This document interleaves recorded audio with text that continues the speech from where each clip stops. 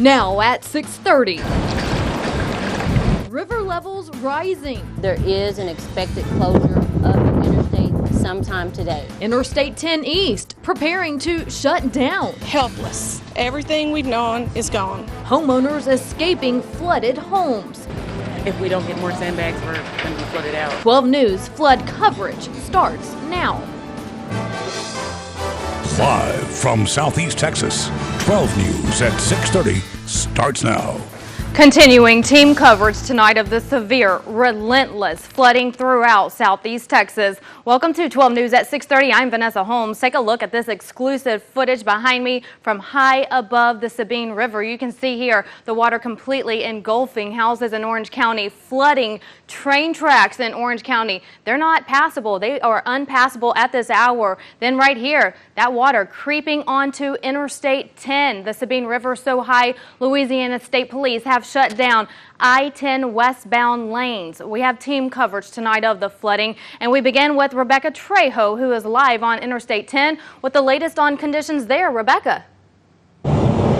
Vanessa, I want in orange. Rebecca Trejo, 12 News. Rebecca, thank you for that. Now, if Interstate 10 eastbound does close, there are some suggested alternate routes to get to Louisiana. From Beaumont, just head up East Tex to Lumberton, then take Highway 96 north to Highway 59. Take that northbound to Interstate 20 in Marshall. That is the official route to Louisiana. Now at Shreveport, when you get there, you can go south on I-49 to Lafayette. If you're in Orange County, take Highway 62 north to Highway 96 in Buna. But again, this is an alternate route only if I-10 East closes. Continuing our team coverage now, Chief Meteorologist Patrick Vaughn, who is in the Weather Center with the latest on these rising river levels. Patrick. Well, Vanessa, obviously wet forecast coming up.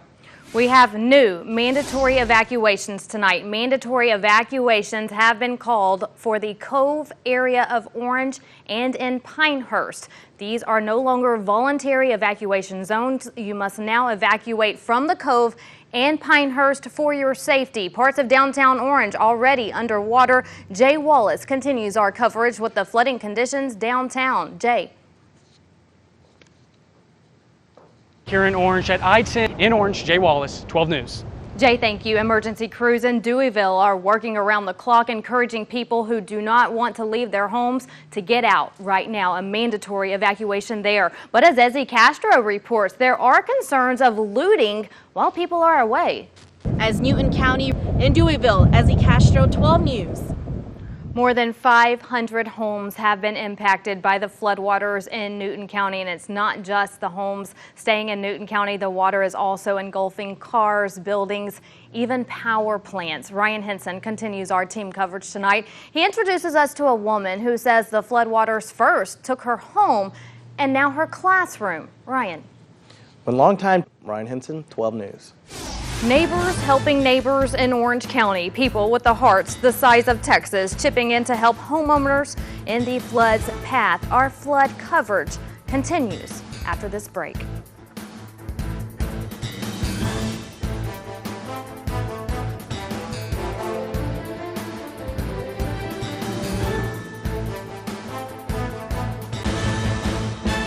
We're back, continuing our 12 News flood coverage. Homeowners in Orange are stocking up on sandbags, trying to protect their homes. Take a look at this between 16th Street and Simmons Drive. As of now, cars and trucks can get through, but the water is rising. And a few blocks away, 2nd Street between Decatur, already rising into yards.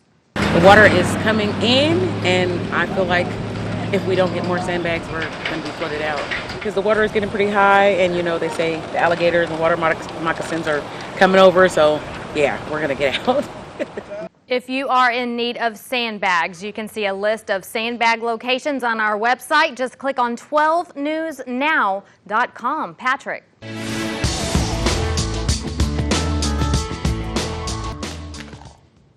Well, that's a first. Actually dropped my clicker. No, I actually dropped my clicker. Hope it works. Oh, it'll work. Good evening, Southeast Texas. Gotta love live TV. Looking at, we'll call it partly cloudy skies there. And just like that, it starts warming up by Tuesday. All right, a little bit of everything in that forecast. But as you can see, your clicker worked. Yes, it did. But look at the sun right there. Lots Okay. of sun coming up and dry weather coming up Sunday, Monday, and Tuesday. Very good. I like how you did that. You're very talented. And on most days, you can hold on to this very well. It just.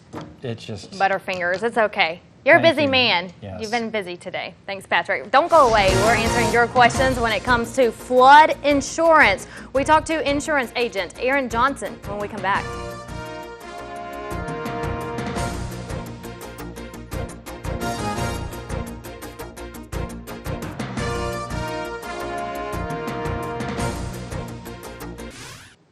Welcome back. We continue our flood coverage now, talking about flood insurance. We are joined now by insurance agent Aaron Johnson, who has been flooded with calls for days with questions about flood insurance. And Aaron, thanks so much for being here. I know you've been busy taking time out to join us to help answer some of our questions, some of the viewers' questions. And one of the most the main question you've been seeing is my homeowner's insurance. Does that policy cover flooding?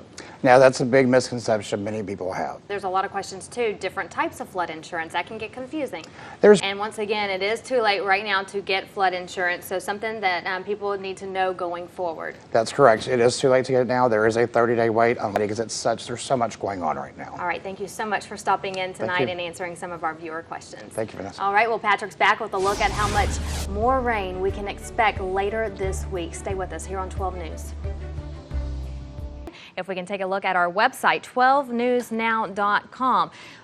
The unique thing about our website we want to point out is that you can go county by county. So depending on where you live, you can click on the county and it will take you to what it looks like in your neighborhood based on what our viewers are sending to us. This is Jasper, Newton County. You can see, Patrick, look, the flood levels already halfway up the windows there. So sad to see. Now, we're not Definitely expecting devastating. this kind of flooding in Orange. Just Okay. a reminder. So if you're in Or Orange in the listening to that, Cove. that's a good thing. Yeah. But again, these are pictures from Jasper, Newton County. Devastating there. You can see, no telling what it looks like inside these homes. The cleanup is just going to be massive around here. Yes, and you can see, I'm going to go back to this That's picture. devastating. You can see a boat just went through and just how deep it is right there. We do want to let's go to Hardin County now. Look at some of those pictures here. We showed one of these yesterday. This is a family, friends helping out people to evacuate, putting sandbags up around homes. So we mentioned earlier that Southeast Texans are really great about that. They always come in to help. We've heard stories of how people have lost everything, but instead of evacuating and staying put somewhere, they're out helping their neighbors, and that's just great to hear. The story of the folks in Deweyville who have lost everything going to help folks in Little Cypress. Absolutely. Keep those pictures coming. We'd love to see what you're seeing in your neighborhood. You can send them to us on Facebook, Twitter, Instagram, anywhere on social media, and you can also email us 12news@12newsnow.com and online. So be sure to stay with us here on 12 News. Have a wonderful evening.